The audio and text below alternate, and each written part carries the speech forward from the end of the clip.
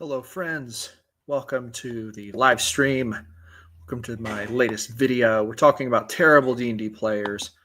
This is what we're talking about today. I'm going to make sure my audio is working, and I'm going to ditch these headphones. We're going to get into it. Yeah, audio is working good. I can already hear it. So going to throw these bad boys away. We do not need them.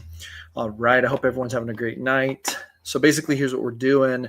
I asked ChatGPT to tell me categorically the worst types of D&D players, the most terrible ones, and then also to describe why they're terrible, to describe the psychology behind the problem, and then how to handle those players. And I'm going to read them for you, and I'm going to commentate on them because, I don't know if I'm going to agree. I can see that this list is pretty stereotypical, so let's dive into it. Terrible player number 1, the rules lawyer. How and why they're terrible. I don't know that I right off the bat agree that the rules lawyer by nature is a terrible D&D player. There can be terrible rules lawyers, but there can also be very good and helpful rules lawyers. So that's an interesting option. But let's just get into it. How and why they're terrible. This player is obsessed with the rules and will often interrupt the game to correct the GM or other players, insisting that things be done exactly according to the rule book. Okay, so here's the thing. Having a rules lawyer can actually be very helpful at your table. And I have, on many occasions, I would say,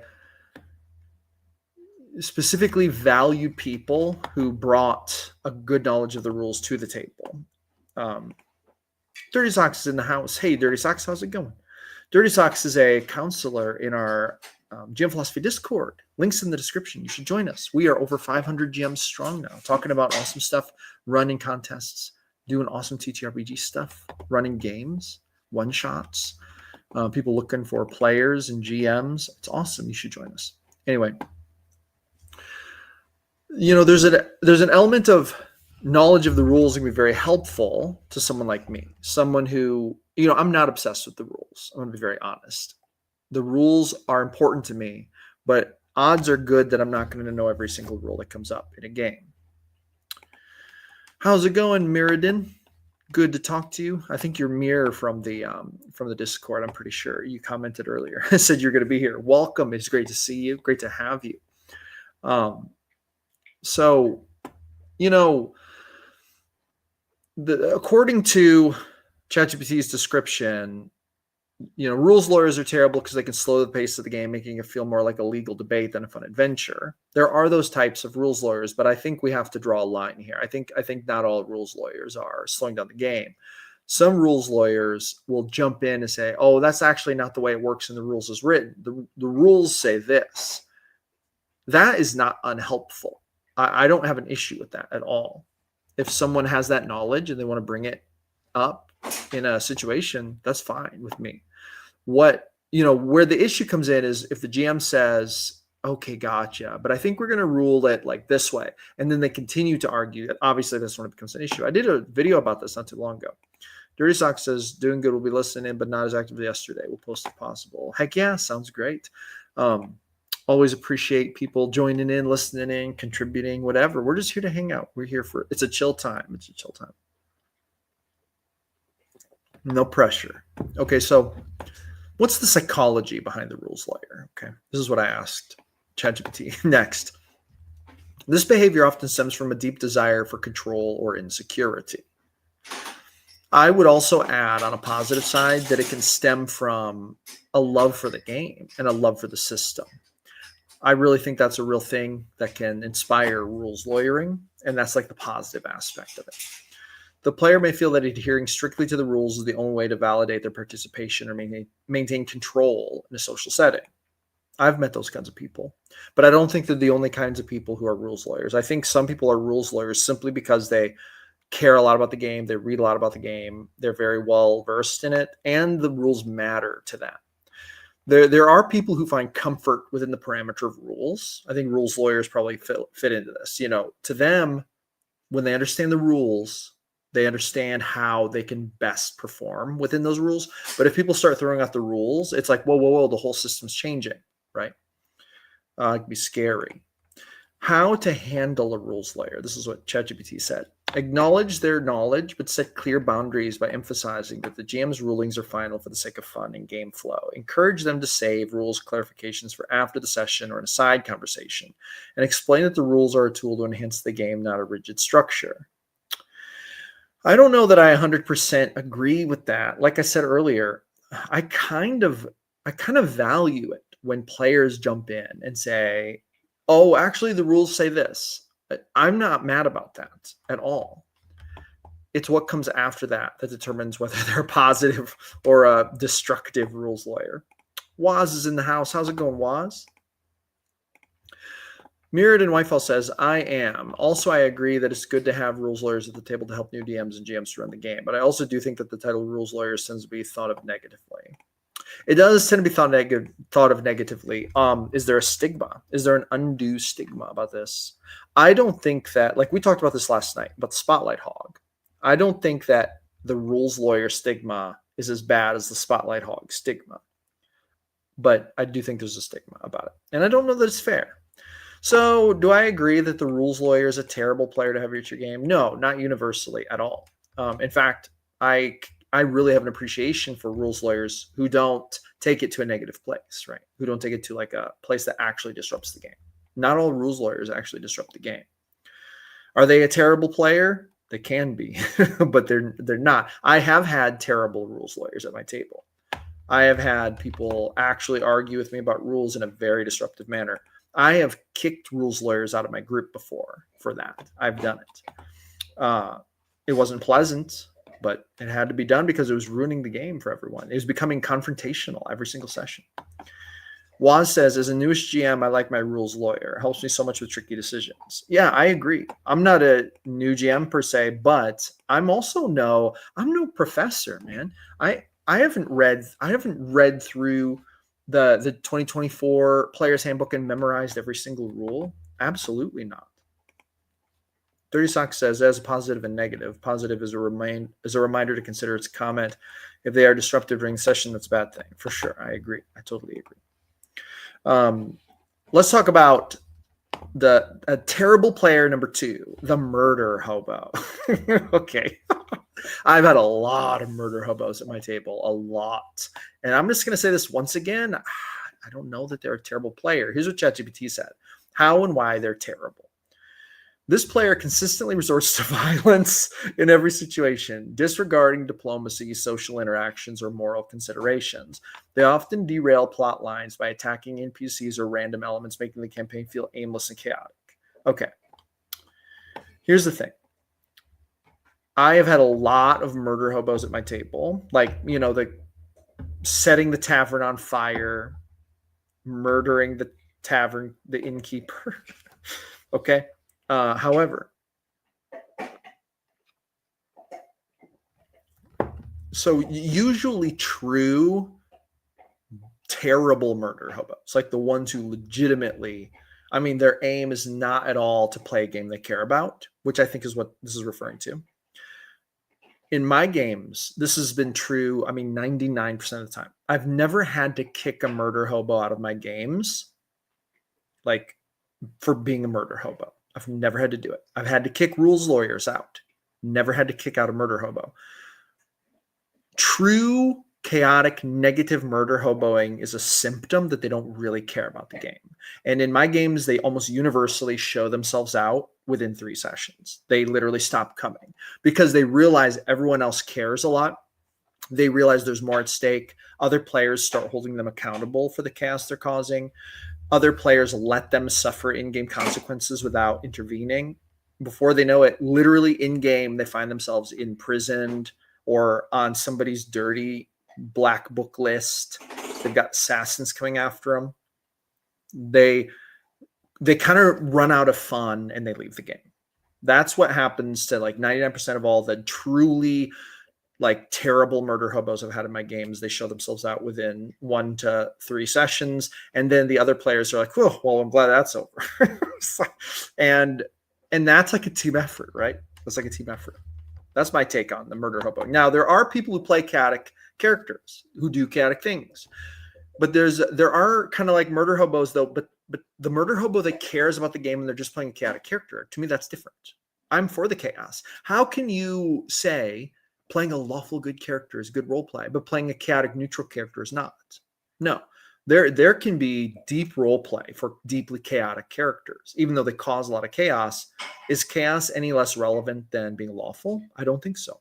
I think they're very similar, but we tend to associate chaos with a disorganized game. It disrupts a linear story.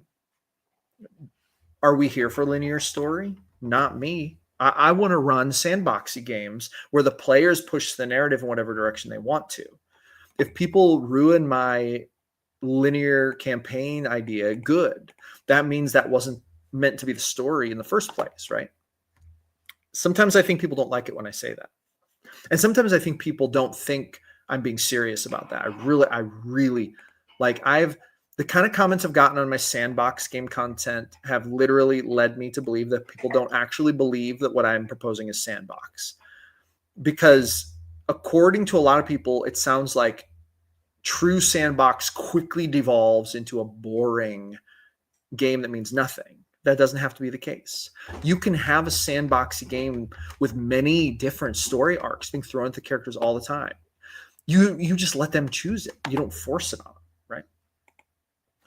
Meriden says, I can tolerate most murder hobos, but I've had days about abandoning the hobby when I had to deal with a Wang Rod player. What is this Wang Rod? I've never ever heard that term. That's awesome. With a Wang Rod player that keeps complaining to the DM for years to get me kicked for no reason. Okay, wait a minute. I'm sorry. I got really distracted. I got really distracted by the Wang Rod comment. Okay, I can tolerate most murder hobos, but I've had days. I think you meant I've had days where I've thought about abandoning the hobby when I had to deal with a Wang Rod player that keeps complaining to the DM for years to get me kicked for no reason. So you were a player, sounds like, and another player was threatening to kick you. And I'm assuming that player was a murder hobo. That's man, why would someone go trying to get you kicked from a game? Like, why would they do that? That's weird. That's super weird. Unless you're just a jerk. Unless you're the Wang Rod, but I don't think you are. You're a cool dude, as far as I can tell, or it could be a cool lady. And I'll be really honest. I only know Mirror, and then your screenshot picture. But beyond that, I only know the content you post, which always seems reasonable to me and fun. So that seems just crazy. And so here's another thing: a GM needs to.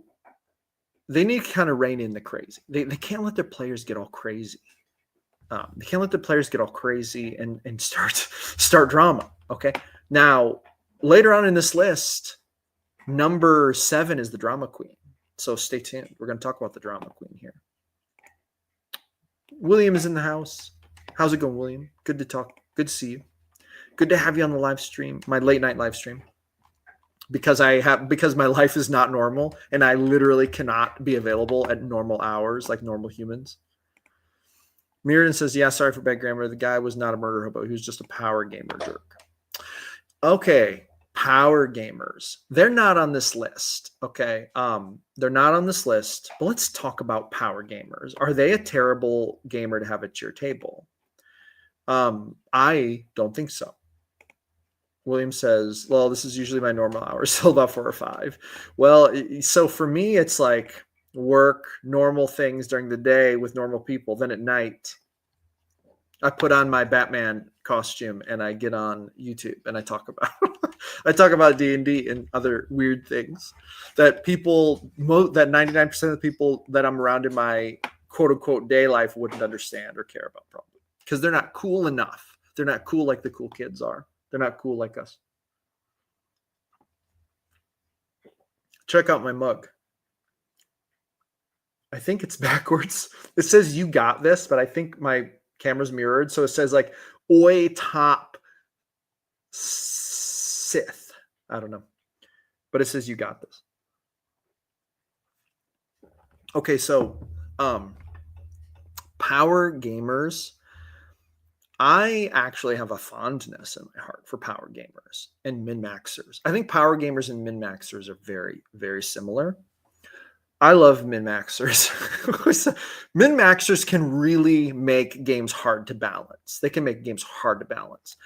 For years, I had one hardcore min-maxers like a hardcore min-maxer at my table, and his characters were always so powerful that to make enemies that were even dangerous remotely to him, they would be like one-shotting all the other player characters, and then he would just be like, he would just play these min-maxy builds. So it made it hard to balance. But to me, I don't care about that. I think bring it on. And I think way to go for caring so much about the game and your character that you put that much time and effort into it, right?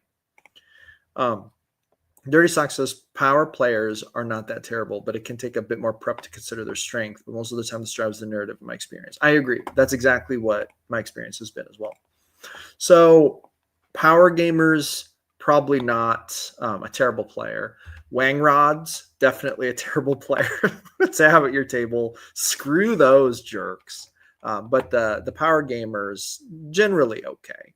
We were in the middle of talking about murder hobos. Let's talk about the psychology behind a murder hobo.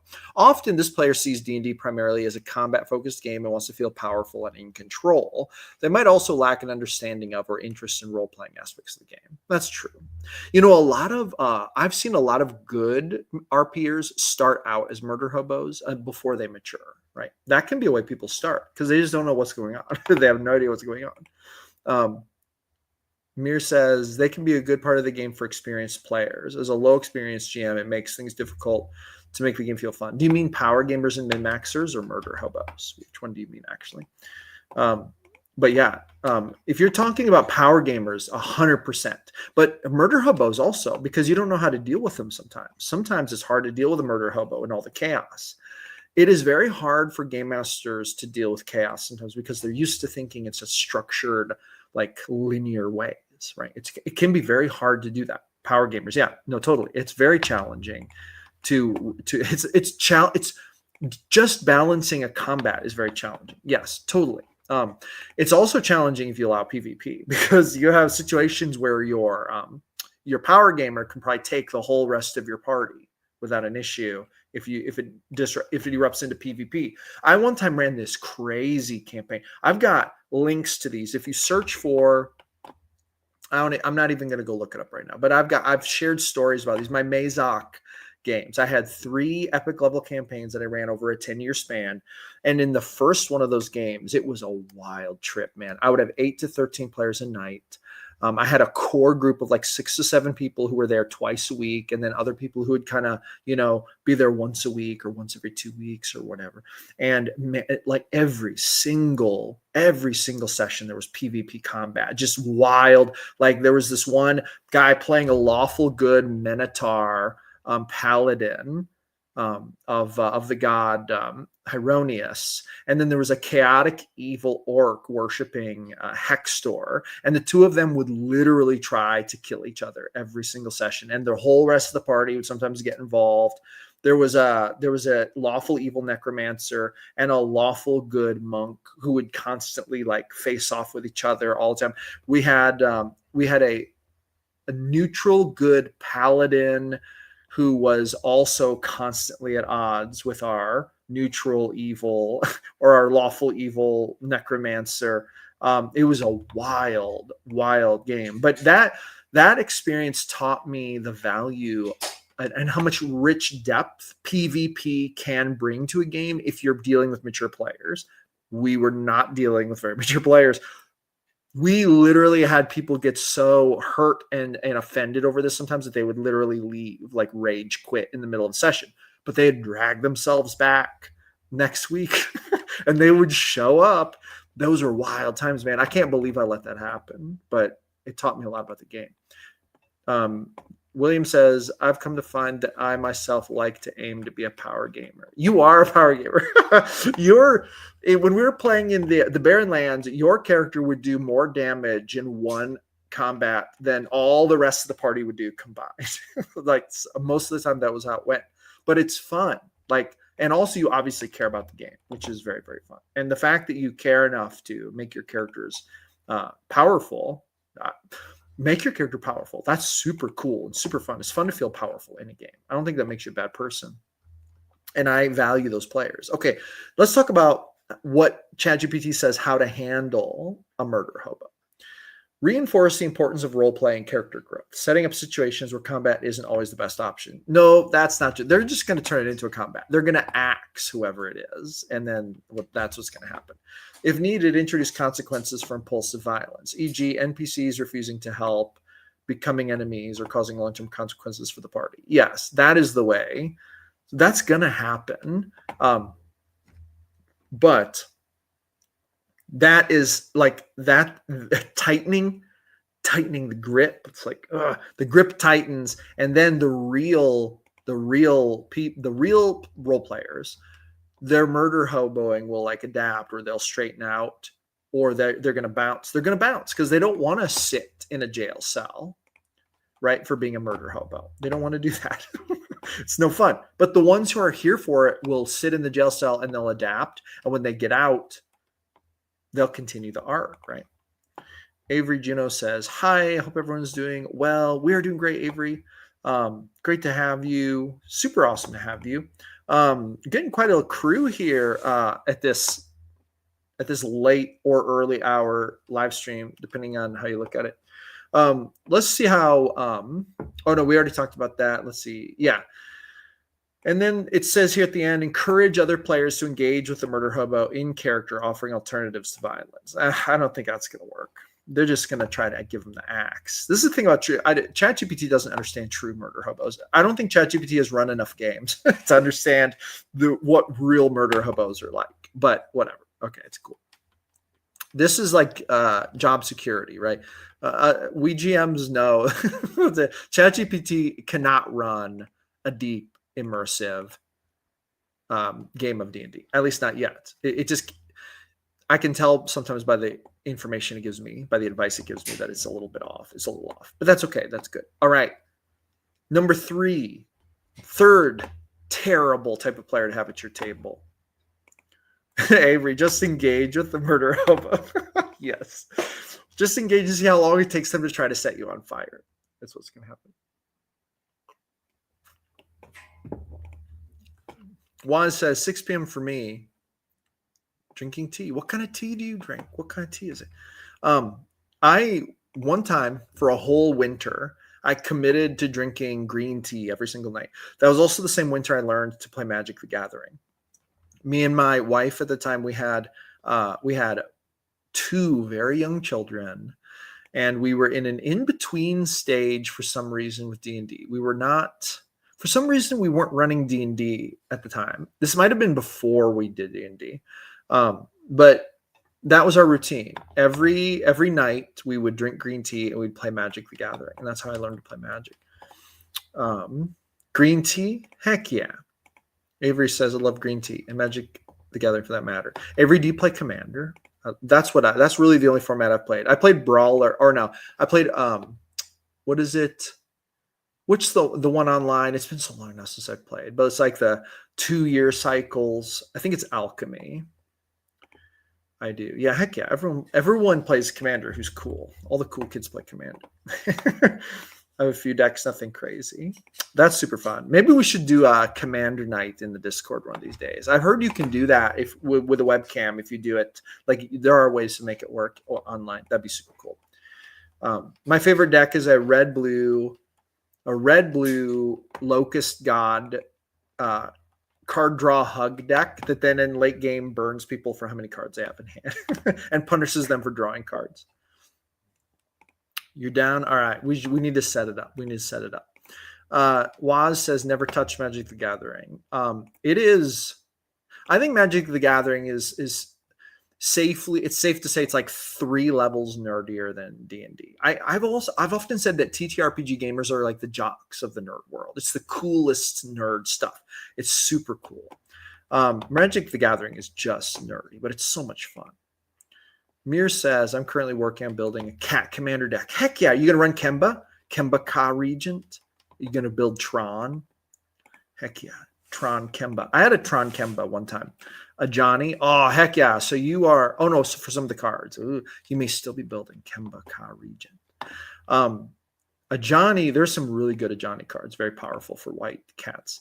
Magic the Gathering is too expensive for an addiction. Yes, it is expensive. I don't even want to think about how much money I've spent on Magic cards over my whole life. With that being said, though, I really do enjoy collecting like Magic cards, and the art and the all the lore is really cool to me. I do not regret really the money. Ajani is such a cool character design. Yes, no, totally. Super cool. But my favorite cat is Kemba. Kemba is the best. Kemba Ka Regent. Such a cool character. Okay. The Spotlight Stealer is problematic character number 3. Let's read through this. We just covered this in last night's live stream, but let's talk about it. How and why they're terrible. We're getting Chat GPT's thing. The Phyrexians are a big inspo for the child my setting. Oh yeah. Oh dude. But the Eldrazi are the ones that I'm really into. The Eldrazi are so metal. They're metal as hell. Goals to create a time loop deck, but not heard of Kemba. So if you're running white, if you're not running Tron, you won't care about Kemba. If you're wanting to run a time loop deck, you're not going to care. But Kemba is like a Tron commander. Like you attach equipments to Kemba, and at the upkeep, you create 2/2 white cats for every equipment attached to Kemba, and then Kemba swings for big damage, and you have an army of cats. That's the whole point of the deck. Nowadays, it's not as good. There are better white commanders, but there was a time when Kemba was like the shiz. Waz says, I haven't had a murder hobo, but do have a plan. Ooh, for if you have a murder hobo. Nice, nice. Mir, if you're running to run a time loop deck, I don't know why you're not building blue. Why are you building white? This is interesting to me. Why wouldn't you be? Maybe you're doing blue-white. Anyway. All right. Let's talk about the Spotlight Stealer. Okay. Oh, no. Avery says the Eldrazi are really cool. I have Emrakul in my binder. But do you have the new Emrakul or the old banned Emrakul? Because the old banned Emrakul is the most metal Emrakul. And then the newer one is like, it's good, but it's not as metal as the old one. We have to be honest. The old Eldrazi were just metal. Yeah, heck yeah. Oh, that's the real OG. That's the real OG. Anyway. All right. We got to get back to this, the Spotlight Stealer. Maybe I should start a Magic the Gathering channel, but I don't know that much about it. It's such a big world. You haven't bought anything new since Bloomborough? I don't know, man. I don't remember the last set I bought new. I don't remember. Yeah, enough tangents. Mirror's right. All right, here we go. All right. If you keep talking like this, I'm just going to get out my commander deck and show you all the cards. That's what's going to happen. Yeah, the Spotlight Stealer is Magic the Gathering. That's the truth. All right, so Spotlight Stealer. Here's what ChatGPT said. Let's see how accurate it is. How and why they're terrible. This player constantly seeks the spotlight and tries to make the story revolve around them, often disregarding other players' moments. Yeah, that's true. That's like a negative Spotlight Stealer, high key. They interrupt others' interactions or try to hijack storylines to get attention, which can make other players feel ignored or sidelined. That's pretty accurate, actually. Spotlight Hog, Grom. I have to be careful. I can really be a Spotlight Hog. William, sometimes I feel like a Spotlight Stealer. William, when we played in that one shot the other night, like, I don't know. I feel like when two of us are players in a game, it's a very dangerous situation of like other people not being able to get a word in. That's actually high key real, because I feel like I toe the line. I like tiptoe the line of being a Spotlight Hog. And I try in that one shot the other night that we played, and I tried really hard to not be a Spotlight Hog, but it's actually hard to do. It's so much fun to play a character. It's so much fun. Waz says, yep. I'm sorry, Waz. I'm sorry. Anyway. All right. So psychology behind the problem. It's that RP. It is that RP. It's so much fun. It's just so much fun.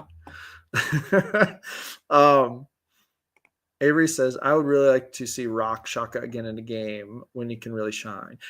I'm playing him in Herminator's game on Friday. tonight, later tonight. Oh, frowny face. Don't be a frowny face. I love your role play, William. But then again, I, as it turns out, I don't think spotlight hogs are a bad thing. We just want to redirect the lens if they go too far. The two of you together lets me scene steal. Really? The two of you together lets me scene steal. I don't know what that means. I would like you to actually, I would like to hear more about that because that would actually be a cool thing to hear. Redacted says a lot of folks want spotlight. That's natural. It takes experience to learn to share. No, totally. It does. It does. Avery says, feels like you had something cooking with him. I do. And it's like, I felt him out a lot in that.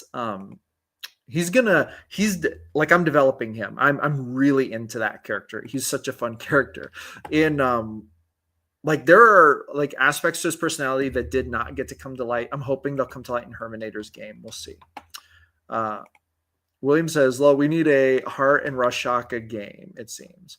Maybe we should like run a game where we are like both just like, okay, here's what we need. We need someone to run a game for us where we are playing Heart and Rashaka, on like adventures.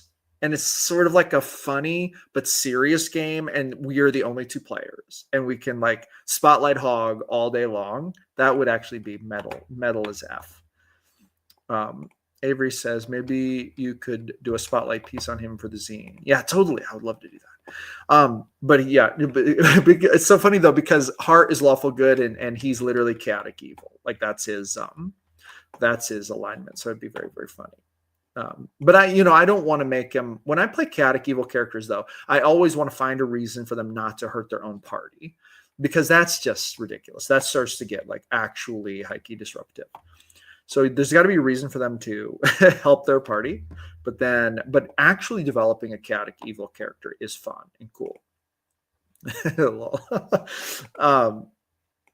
Maybe we need like Avery or Waz to run us a game where we play those two characters, and it's just all banter and weird role play. That'd be so much fun. Oh my God, that'd be interesting. Good thing Heart is like an 8 intelligence. Yes. Waz says, I meant that you and William are such great role players. It gives me the space to do little impactful things. Well, you're a great role player too.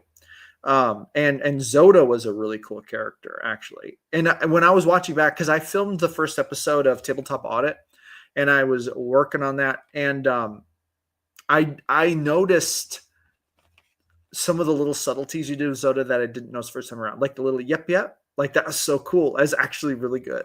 But I feel like it's easy to miss little things like that when you're in the game. It's so much fun watching it back, and you notice little things you didn't catch the first time. It's so cool. Avery says chaotic evil. Interesting. I didn't get evil from him at all. More like abused and confused. Oh, he's definitely abused and confused, no doubt. But he's also very evil, actually. But that just wasn't a game where he could, like, it really mattered or it showed. Like, he just did the things he would do. But like stealing the crown from the king. So, like, he's super abused and confused, but also very evil. But anyway, speaking of spotlight stealers, psychology behind the problem. What is it? The need for attention may stem from a desire for validation or recognition. They may feel insecure about their role in the game or need to be the center of attention to feel important. I don't think that's the reason. That's not my reason. My reason is because I love to role play, and I can always think of something to say or something to do, and I just want to do it. That's why I do it. I don't think it has anything to do with insecurity. William says, I get paranoid when I play Theron. I don't think you have anything to worry about. I think it's going really well. Speaking of that, what William's talking about is he's playing Theron in the Darkest Dawn. I have several game slots open for the Darkest Dawn if anyone wants to join. Links in the description. Check out my Start Playing Games if you're watching this after the fact. But Theron's doing great. We have a couple quiet players in that group, and last session they got to do a lot more role play. And I'm going to keep, moving to them, keeping the spotlight on them. That's a very important thing. But Theron is a really awesome character. No reason to be paranoid. Sometimes I get paranoid. I always get paranoid that I'm not giving quiet players enough screen time. That's what I get paranoid about when I run games. But when I'm a player, I'm going to say this though. When I'm a player, I don't feel any guilt. I feel I'm a chaotic, evil player. I feel no guilt about spotlight hogging because I think to myself, if the GM let me get away with it, they let me get away with it. I like let myself off the hook weirdly when I'm a player. That's how I feel.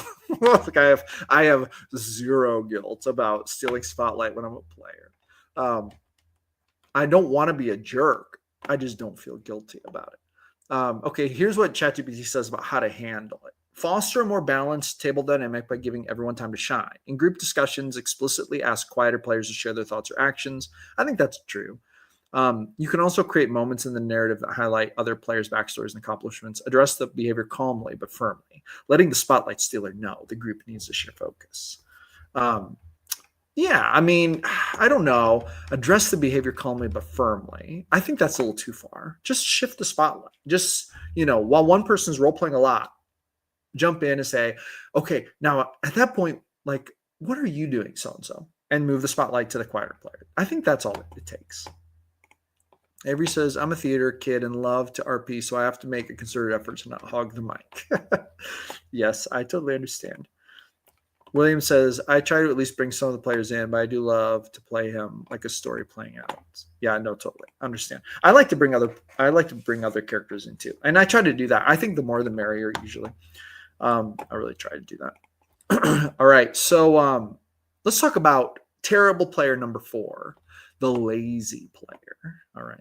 I think this is actually a terrible player. This is actually terrible. This is very little redeeming quality to this in my book. Let's see what ChatGPT says.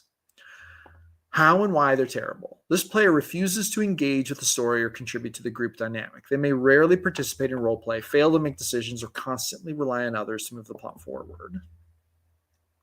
I'm going to take a drink here. This is real. I got some things to say about lazy players. They are not in my favorite list. This can lead to a slow and frustrating pace as the GM and other players have to carry the load for them. Okay. I think that ChatGPT only tapped into the surface of it. What is a lazy player really? What are they? They're someone who doesn't care about the game. To me, that's the difference, because if you have a player who's like bad at role play, but they try, you still notice that. If you have a player who tries to min-max and they're bad at it, you notice that. But at least those people try and care. The lazy player doesn't care. There's nothing worse than apathy. There is no sin greater than apathy among the passionate. William says, interestingly, in my games, I like the spotlight hogs just because it helps me keep the game moving when all settles. That is exactly what I'm saying. That's what I said in my spotlight hog session, live stream session last night. That's exactly what I said. And, I think that spotlight hog in itself is kind of a stigma that is not fair and not productive. Don't punish those players. Just bring the quieter players up, right? That's the game. Avery says, or play games on their phone during the session. That is the worst. That is the worst. There's a special place in hell for people who play games on their phone while they're supposed to be playing D&D in your game. There's a special place in hell for those people. Like, they are the worst. I would so much rather have any of these terrible players on this list than the lazy player if the lazy player is playing games on their phone. Like, no, absolutely not. But let's talk about the psychology behind the problem. Here's what ChatGPT said. They may lack investment in their character or feel unsure of how to participate, either because they're unfamiliar with the game or prefer to be passive rather than take risks. No, that's not a lazy player. That's like an introverted player. No. I think that ChatGPT is mislabeling this. They're talking about characters who feel unsure about how to participate. That's like either an introverted character or maybe a player who isn't as experienced. That is totally different than not caring about the game, because people who are unsure of how to proceed forward and maybe are a little nervous or something, there are signs that they care, and that is what makes the difference. Mirror's crying. Mirror, are you the type of player who plays games on their phone during D&D? Is that why you posted a crying face? Because if so, maybe you shouldn't. Maybe you should stop. Maybe you should focus more on the game. I don't know if that's why you posted that, though.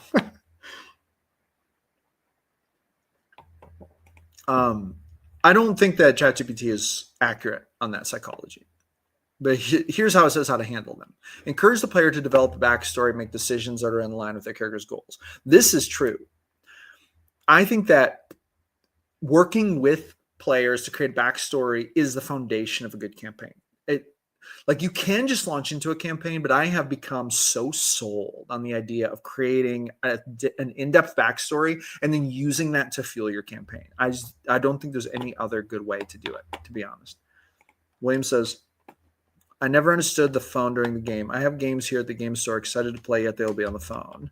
That is so sad, man. That's so sad. Oh my God. I used to have this player at my in-game, like my in-person game. And here's the thing, and I talk about this a lot. What are your priorities? Back then, my priority was to play D&D with my friends. My friends were the focal point, and I always used to say this. I used to say it really isn't so much about the game. It's about the game is actually just a function that facilitates us coming together as friends. That's what I used to say, and that's why I like tolerated it or whatever. But oh my God, this guy would sit right here. I would be sitting here at the end of the table. There would be one person to my right, and then he would be in the next seat because we all had like the same seats. You know how it is. You get like assigned. You all get used to your seats, and he would sit right there, and he would play his anime fighting game, and you would hear the audio while we're trying to game. And it's the most annoying thing. It is so annoying. It is so annoying, and it is the worst. And I just think to myself, why? You know, and I've talked about this in my videos, and people in the comments are like, well, your game wasn't fun enough. Okay. Even if I'm playing an objectively bad game of D&D with a game master who is, I think, not doing a great job, I respect myself and my own time enough to not just be on my game, blah, blah, blah, blah, you know, while someone's running a game when I could be role-playing a character. I can make the game fun for myself by being into it. I don't understand it. I agree. Mir says, I tend to do that. Oh my God. Mir is one of them. I tend to do that when I get bored because of progression or when the GM pits the parts against monsters with unnecessary high ACs that I can never hit. Mir, you've outed yourself. You have outed yourself.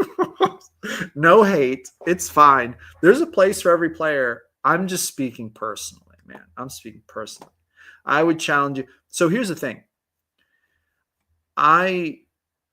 In my games, this is actually very important. Let me talk about this for a second. I've had players who were min-maxers who had high AC and high attack damage, and they just destroyed everything in their path. And then I had player characters who, to be really honest, they weren't that great at combat. Like, it's not that they weren't good at doing combat as players.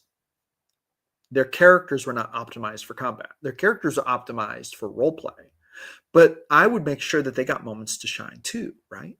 So if you're playing with a game master, now this is on some real shiz right now. If you're playing with a game master who is not giving your player character a chance to shine in every session with their strengths, then here's what I would say. And I'm saying this, call me a jerk for saying this, or maybe call me wise, whatever you think. I say, if a game master is not giving your character as they are a chance to shine in every session, right, then playing a game on your phone to distract yourself from the problem is not respecting yourself as a participant of this hobby. Maybe it would be better to leave this group and find a better group who facilitates your play style better, and then really get into it. Become that great player that you have the potential to be, not the player who's on their phone during the session, right? Now, I'm not trying to hate. I'm not trying to be rude, but this is on some real business that I'm talking. And I believe in this, and it's because I care about this hobby, and it's because I care about every player. Every player has the potential to tell amazing stories with their character. That's what we're doing. We're telling stories. We're gathering around the campfire, sharing legends, myths, lores. We're making worlds in our imaginations. It's just very cool, very cool.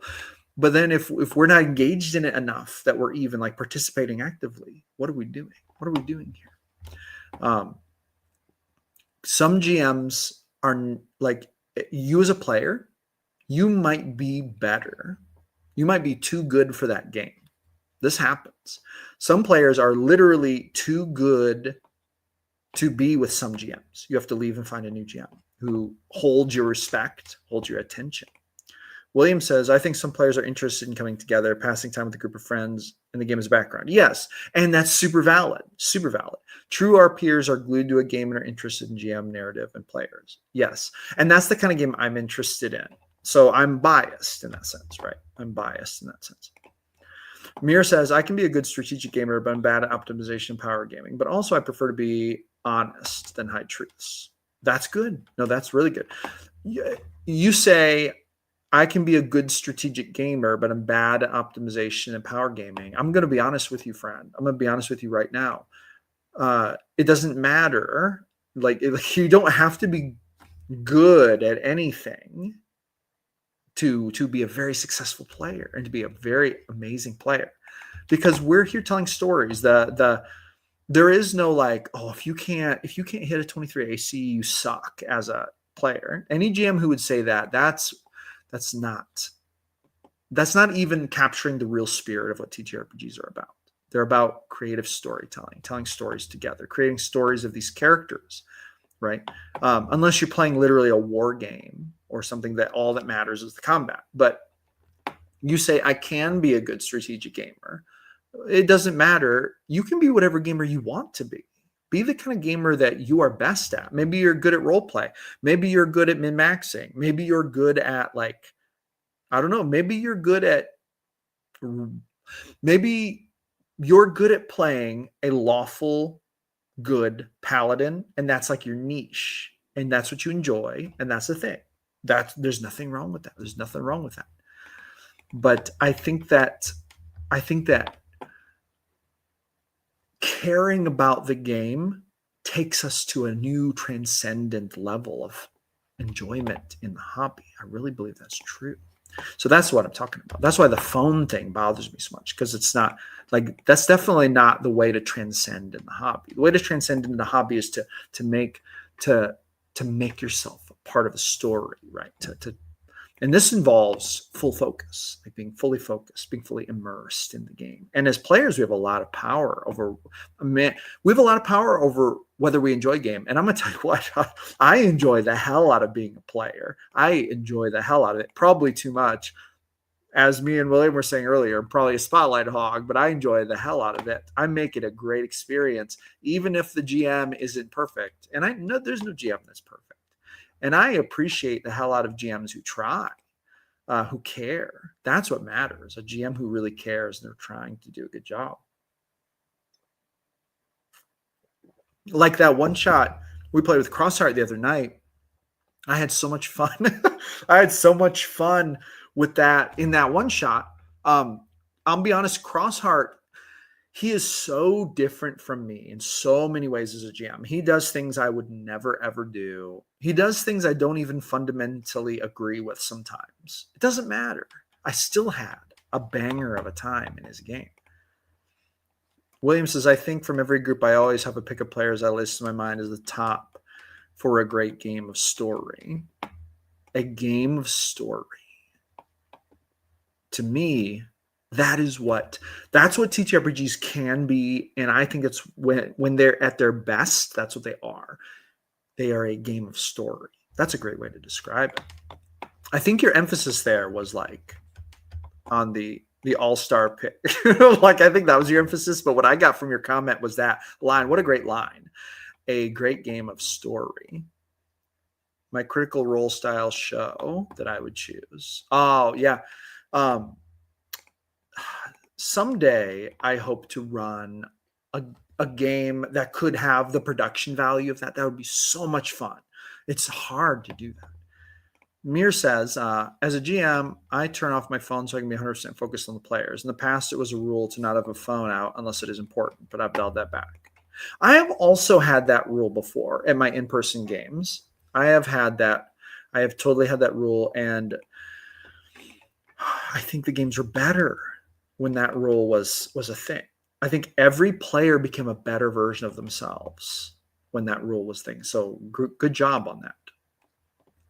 I also use the phone to message other players to keep my cross table talk down. That's fair. Super fair. I got my list of players I would choose. William, if I'm not on your list, what the heck, man? What the heck? I hope I'm on your list. Let me know when that game's starting. I know I must be on your list. I must at least be number 5 or 6. I must at least be an alternate. That'd be awesome. Maybe not. Maybe you're like, this guy, he's running these weird characters with issues. Did I disqualify myself? Never. Absolutely not, Mir. I think we've literally played in a one-shot together, haven't we? William says we got to get a one-shot going. William, you're in the queue. I'm gonna message you with some dates. You're gonna run a one-shot for the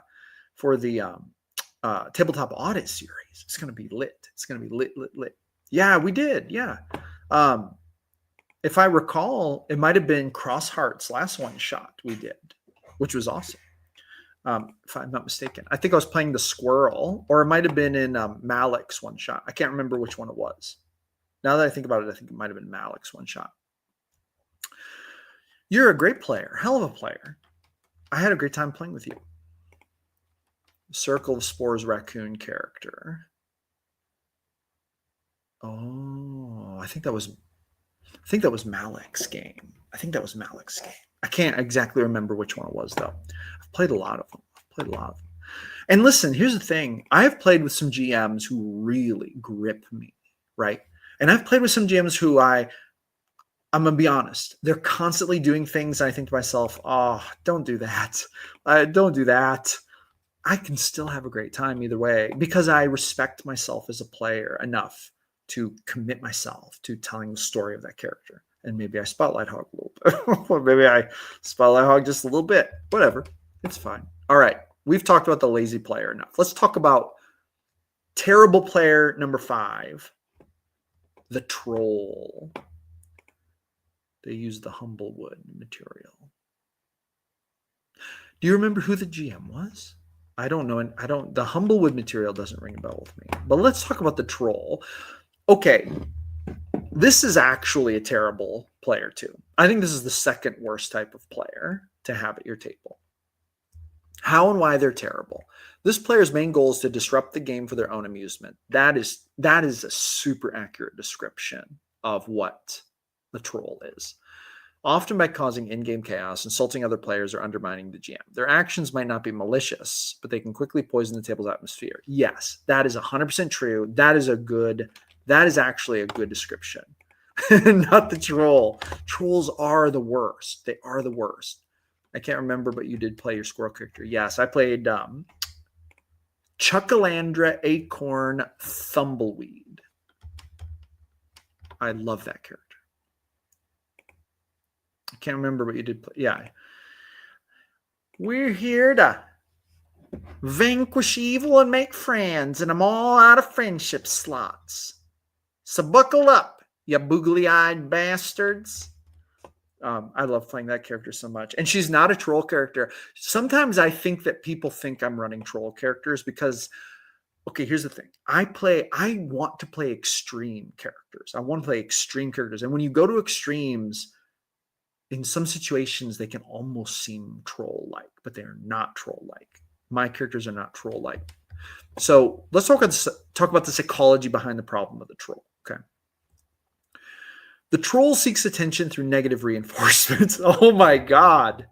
They may feel powerless in other areas of life and derive satisfaction from making others uncomfortable or causing a reaction. Yeah, but sometimes they're just wanting to just like be a maniac for no reason, just because they're bored. I also think that's a reason. They might also be testing boundaries or trying to get a rise out of people. Yeah, that's true. How to handle it, according to ChatGPT. Hold on, I need to take a drink for this one. Let's see if ChatGPT has this right. I have had trolls in my games, but in my games, the same as with the murder hobos, they tend to show themselves out within 1 to 3 sessions generally. How to handle the troll. Set clear boundaries at the start of the game regarding behavior. If the troll continues, take a break and have a one-on-one conversation to address their behavior and its impact. I've never actually had to do that with a troll. They literally show themselves out. They don't care enough about the game. Trolls do not care enough about the game to make it in my games. I'm too serious about it. I'm like way too serious about it. And I've never had a troll go very far in my games. They literally quit because they don't care. Trolls don't care about the game. They're here because they have nothing better to do anywhere else. But when you start making it difficult to be a troll by holding them to a higher standard, they're going to bounce. They're going to bounce.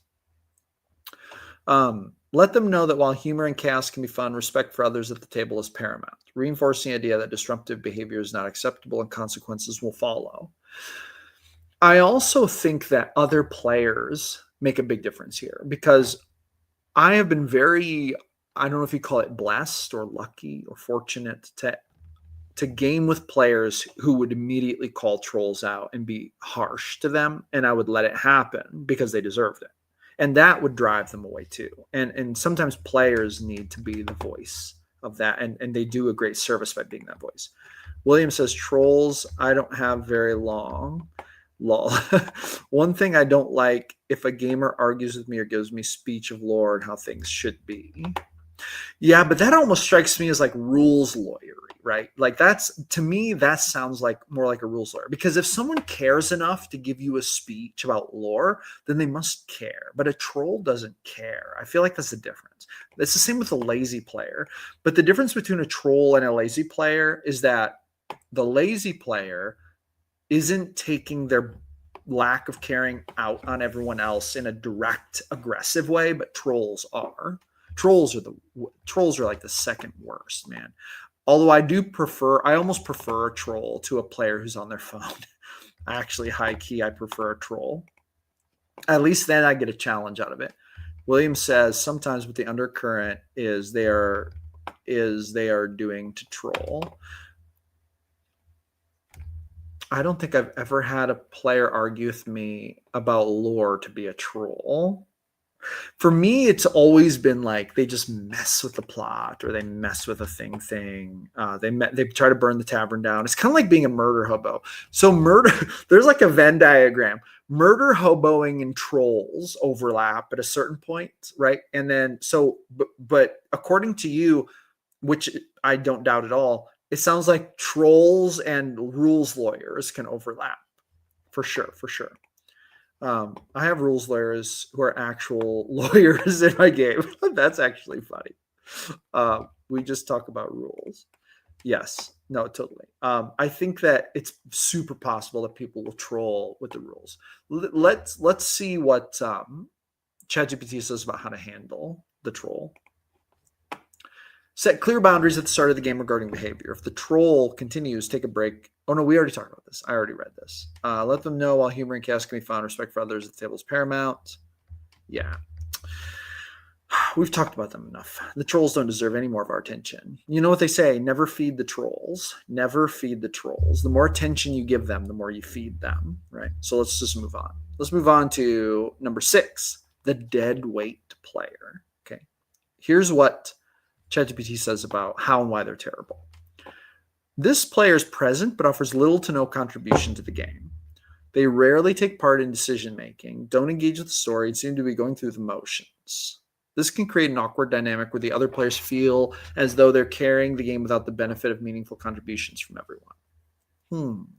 It sounds like a lazy player. I don't know if this is any different than the lazy player. Psychology behind the problem. They may be unsure of how to integrate into the group, feel disconnected from the plot or other players, or are struggling with external issues that affect their engagement. I don't know, man. I think this is just a lazy player. I don't think ChatGPT did a good job of differentiating this from the lazy player. They may also simply lack enthusiasm for the game or feel disconnected from their character. I have had players, let's talk about this for a minute. I've had players feel disconnected from their characters and that be an issue. So that's an issue, right? But generally speaking, you can spot that issue. I've also had issues where players have struggled to find grounding and meaning in the game, right? But the thing is that you can tell there's care behind it. But a dead weight player, I think there's no care behind it, right? That's the difference. It's care and effort that you can notice, and that's what matters. You became a deadweight player once? Really? You should tell me about it. You should drop a comment and tell me about it. Because maybe I'm not picking up on something here, but this just sounds like lazy player to me. Sounds like lazy player. How to handle it. Here's what ChatGPT says. Have a private conversation to check in on the player's engagement level. Find out if there are specific reasons for the disconnection, such as dissatisfaction with the character or lack of interest in the campaign's themes. I've had this happen before, but those players, I would not label them as deadweight players. I've noticed that players were like maybe unusually quiet or unusually, I would dare say disengaged. They were not deadweight. It didn't feel like deadweight to me. And then I would message them after the session or something and be like, hey, I'm just checking on you. Is everything okay? And I have on occasion had players be like, I'm struggling to figure out how my character fits into this. And sometimes I'll say things like, okay, no, super fair. I'm glad you said something. Give me some examples. Like what kinds of things are you wanting to do with this character? What kinds of things would engage you? Like what kind of things would your character care about? What elements there are obviously elements to the story that would probably appeal to your character, but they're not in the spotlight right now. But if, what elements could be brought into the spotlight that your character would care about? And this situation, usually this conversation resolves it, but I never felt like those players were dead weight. Maybe it's because I dare say I have a lot of emotional intelligence. I think I have a high EQ rating. So maybe I pick up on it. And to me, it strikes me different. William says, yeah, man, I don't get piffed in a game much. And I try to give all gyms a chance. But it was in a game and a GM from the Esper the Bard's gatherings he did. Oh, I'm familiar vaguely with Esper the Bard. I've watched a couple of his videos, but I'm not familiar with the gatherings thing. I think you've mentioned that before, but interesting. Was it a one shot or was it like a campaign that you can like that you continued with? I'd be interested in hearing about that. And with that being said, let's move on to number 7, which is the last one. It was a one shot. Yeah. Here's the thing about a one shot is that there's so much less like return on investment in a one shot than in a campaign. There's so much more. Well, sometimes there's no return on investment in a campaign if it's a bad campaign, but like there's so much more potential return on investment in a campaign than in a one shot. I feel like sometimes one shots are hard, man. But I'm super comfortable with one shots because I came up on one shots. I tried to play campaigns when I first got into running games, and they just sucked. And I would have players literally rage quit because I was terrible. So I actually cared about running good games. And so I started running one shots because I think to myself, well, if I can't run a one shot, I probably can't run a good campaign. And I ran a bunch of one shots for my friends, just anyone I could get to play with me. And then I just remember so vividly the day that my players, after finishing a one shot I had run, they were like, wow, that was like really good. Could we like continue that story next week? And I thought to myself, yes, like it was like a breakthrough for me because I'd actually run a game that players cared about. And that was very early in my running games career. That was back when I was maybe 20 when I did that, which is wild because I started playing when I was like 15. But I'm telling you what, I failed a lot. As a GM back in those days, I failed a lot. William says, it was a GM I couldn't sync with, and I think all the other players noticed with my fast remarks on my player. Sync. Yeah, that's rough. That's kind of rough. Interesting. I wish I could see that. Is there a video of that on the internet? I would like to see what it's like for you to not be in sync with a GM. Okay, let's talk about number 7, the drama queen. I'm going to say right now, I don't necessarily know that I have a problem with drama queens either. I don't know. I don't know that I'm going to agree with ChatGPT on this, but let's see. How and why they're terrible. This player thrives on creating emotional turmoil or creating in-game conflicts, often exaggerating minor issues into major ones. Dude, sounds like a good role play to me. I don't have a problem with this yet. Creating emotional turmoil sounds like the stuff of a great game to me. I'm high key serious. I don't see an issue yet. They bring high drama to the table. I still don't see an issue. I still don't see an issue, which can overshadow the game's story and create tension between players. No, see, ChatGPT does not get it. Because there isn't a story to overshadow. The story is what the characters are doing. And if there's drama, it's sweet. We want drama in our games. And tension between players. All of this just sounds like a good thing. Sounds like I need and want drama queens at my table. Let's see what ChatGPT says about the psychology behind the problem. The drama queen may be dealing with real-world emotional turmoil and uses the game as an outlet for that. I have yet to hear a problem with this. That sounds like a completely valid way to create a character and run them. I'm going to be super honest right here. They may crave intense emotional experiences and thus create drama to feel that rush. They might also have difficulty managing their own emotions in a group setting. Okay. Having difficulty managing your emotions in a group setting that can get dysfunctional, obviously. But everything up till then, I don't know that I had an issue with any of that. Here's how ChatGPT says to handle it. Oh my God. Set clear expectations about in-game conflict and how drama will be handled. Encourage the player to channel their character's emotional moments constructively and remind them that personal conflict should not disrupt the enjoyment of the entire group. Okay. When it says, remind them that personal conflict should not disrupt the enjoyment of the group. Okay. No, that's fair. But when it says, encourage the player to channel their character's emotional moments constructively. What? I'm not going to encourage my players to channel their emotional moments in a particular way. That would just be bad GMing. Bad on you, ChatGPT. Bad advice. Nobody listened to that advice. That is terrible advice. Okay, here's the next part. Establish healthy boundaries to avoid escalating tensions and help them express their characters' conflicts in a way that serves the story. That's true. Now we're back on track. Okay, yeah. We don't want like fist fights breaking out the table. We don't want players to literally start yelling at each other in real life, calling each other names, but we want that sweet drama and we want that tension in the game. Now, the maturity comes from being able to step outside of it and say, oh, wow, you can have drama in game. And sometimes even when I'm playing, like in William's game, like sometimes Grom had a lot of drama with Tarnik.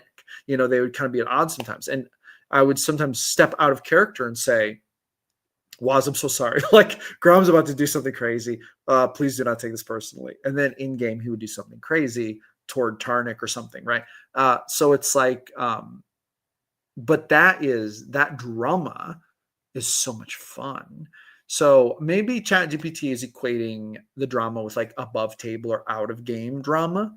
And that's understandable. We don't want actual drama at the table in the sense of like people actually like yelling at each other or like being mad or saying hateful things or being emotionally actually dramatic with each other in real life. We don't want that. But we do not want to try to micromanage how they're role-playing drama with their characters. That just sounds completely wrong. Let them role play that sweet drama in the way that is true to them and their character. And with that being said, we have covered, according to ChatGPT, the 7 most terrible players at a game, the psychology behind the problem, and then how to handle it. Some of it was okay advice. Some of it was not. There we go. Anyone have any closing thoughts before we close it out? I think I'm about ready to close it out here. This was a really good live stream. Had a lot of great conversation. A lot more people watching than last night. Last night there were like peak concurrent viewers were like 2 or 3. Tonight is like 6 or 7, which is awesome. Waz says, Tarnik is focused on raising every member of the clan Basgoth. Grom couldn't upset him. So that's probably true, but Grom was very upset by Tarnik sometimes. But here's the thing. Grom said this in one session, but he truly believes this. If Grom were going to write a book about his adventures and he was describing Tarnik, he would say Tarnik was always the best of us. He looked up to Tarnik as this model of what an orc should be. And that sometimes caused drama for Grom, because Grom, one of Grom's character traits is that he just incessantly seeks outward approval from other people. And so Tarnik, in some ways, was everything Grom so much wanted to be, but could not find in himself to be. It just wasn't in his character. And so, that was the drama there. And I thought that was pretty sweet drama. But I also feel like as 2 mature role players, we never like actually got mad about any of that. Like Tarnik sometimes was quite harsh with Grom. In game, it's like, oh yeah, no, he deserves it. Above table, I'm enjoying the story. This is what mature gamers do, right? And Waz, I have to say, it's always a pleasure to share the screen with you because you're a very mature gamer, and I love your love for the game. You say, Tarnik, we already showed that comment. William says, I'm going to become a strong spotlight hog for Theron now. Bring it. I love it. I love how Theron progresses the story. I miss Grom. If only we knew where he was now. That's what I heard. I heard Grom was missing. I wish so much I could continue that game. Sundays, I work. It's that they schedule me every single Sunday night. It's like a heat-seeking missile. I work every single Sunday night. If you did it at this point, Wednesdays and Fridays have been my days where I could do it. But that's what my schedule has become. But it's only going to be that way until a random person asks off and then the whole schedule changes again. William says, I felt drama more with Tarnik and Cub. There was drama with Tarnik and Cub. And here's the thing I wonder about Cub was, did he actually take it personally out of game? I do not know that player like I know like Waz. Like me and Waz have a lot more experience playing together than Cubs player. Waz says, perfect, William. Thaddeus would love that. His job is to record what was. Yes. But the truth is, every character should matter to the story. Every character will matter, but it's the GM's job to point that spotlight. It is the GM's job to do it.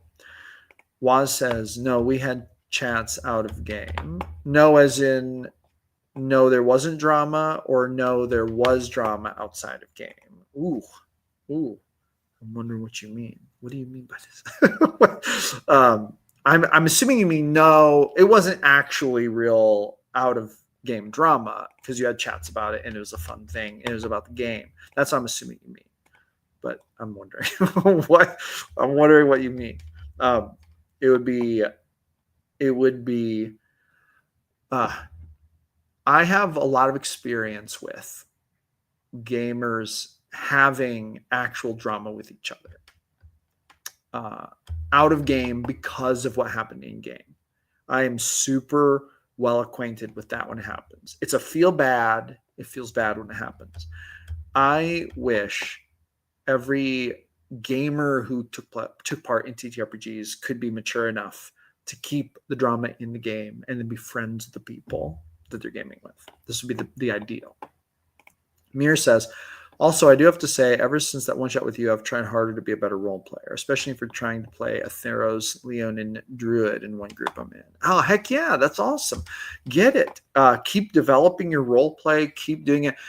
I believe that it not only helps us to enjoy the game better, but I also believe it helps us in real life. That is what I'm going to live stream about next time I do a live stream, how gaming can help us in real life. I've made a video or two about that, but there's truth to that. I've learned a lot about myself by exploring elements of my personality through role play that I would never explore in real life. There is no testing ground for some of these things, right? We can't just go decide one day, I'm going to go out and practice cannibalism today. I just want to dabble. I want to see what that's like. No, that we don't do that. Or at least I hope we don't do that. I'm not going to do that, right? But that's an example of something that you can explore in a TTRPG with other humans, and it's in a play setting, right? So it's like it's not as weird. You can actually do it. You can explore taboos, and you can learn about yourself, and you can learn about those deeper parts of your psyche, right? So like with Grom, my character Grom, the need for attention. I'm a recovering people pleaser. So there's a part of role playing. I need way less approval from others than Grom does. But say I take it to an extreme with Grom. He needs that approval from others. And that role playing that helps me to learn about my own recovery from people pleasing, right? This is the truth. This is the truth. I do this when I play characters. Sometimes, not always. Sometimes I'm exploring different aspects and different things, but that is a real thing. So good on you. Juan says Cub, not actually drama. That's good. No, see, that's awesome because there is great in-game drama between Cub and Tarnik. Super fun, adds to the game a lot, makes it fun. And the fact that it stays in game, it doesn't go out of game, that makes it better. Never forget Silent. Oh my gosh. Silent's death changed Grom's whole character in a way, because there's a way where that was what he is most afraid of going to hell himself. He's most afraid of that. His second biggest fear though was Silent going to hell. But then when it happened, it's like there was a whole part of his psyche where one of his worst fears was realized. And in some ways, it helped to solidify him on a path. That's how the role play of it happened. Press X for respect. Yes, I don't know what that means, but hit that thumbs up button. Maybe that's what that means. Anyway, all right. With that being said, I'm going to bounce for tonight. Thank you all for having this great conversation with me. I really have enjoyed doing these live streams. They don't get near as many views, but maybe we get more serious and important things talked about. And I am getting ready to drop the first episode of Tabletop Audits very soon. But until then, I plan to do live streams. And actually, maybe even while I'm doing that, I plan to do live streams because, I don't know. I don't know. Returning to the human element, humans engaging with each other. Maybe there's an element of that. We'll talk about that sometime. Until next we meet. Yes, until next we meet. Everyone have a great night. Go roll some D100s for me at your next game. I'll see you awesome people on the next one.